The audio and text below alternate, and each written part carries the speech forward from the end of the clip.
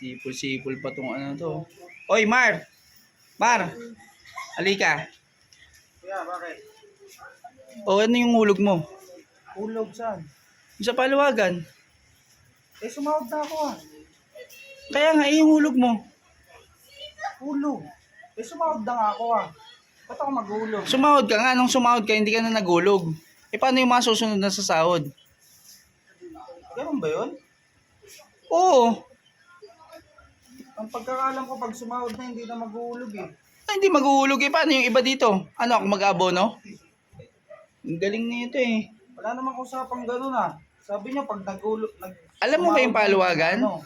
Alam mo ba yung pinasukan mong paluwagan? Hindi mo ba alam yung ano nun? Ha?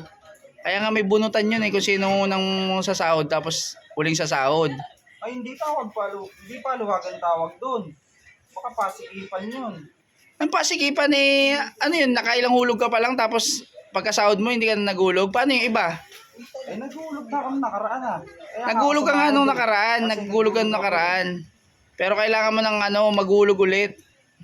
Paluwagan to, paano yung ibang mga sasahod? Anong ipapasahod doon? Eh, hindi nyo naman nilinaw sa akin eh. Naganoon pala yung dapat eh. Tingnan mo yung ano ko dyan, ang dami ko ng hulog.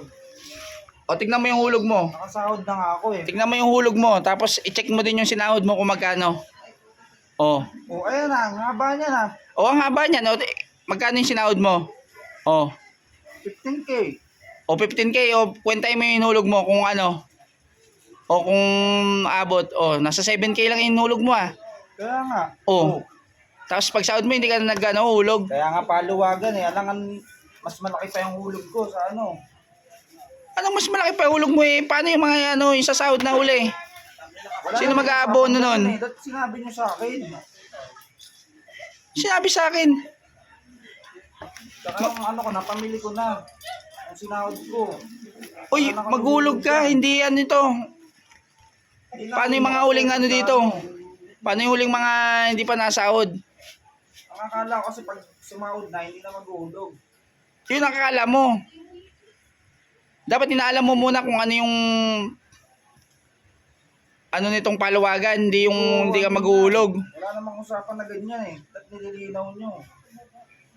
Kahit magkaanuhan pa tayo.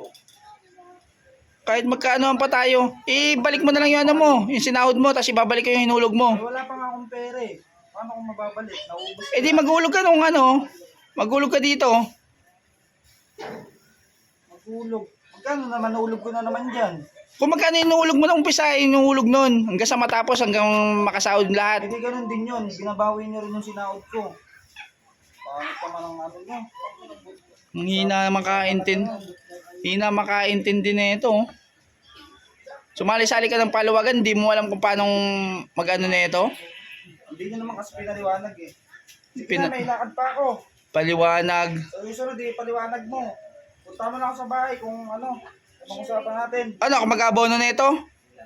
Kung may pang abono ka, pero pag wala, hulugan ko yan. Pag may pera na ako. Hulugan mo to, hindi itong ano. Paano sa sahod yung iba nito? Oo, sige. Punta mo ako sa bahay ha. Sige. Hindi nyo nililinaw yung usapan eh. Sali-sali ka ng paluwagan, wala ka palang alam.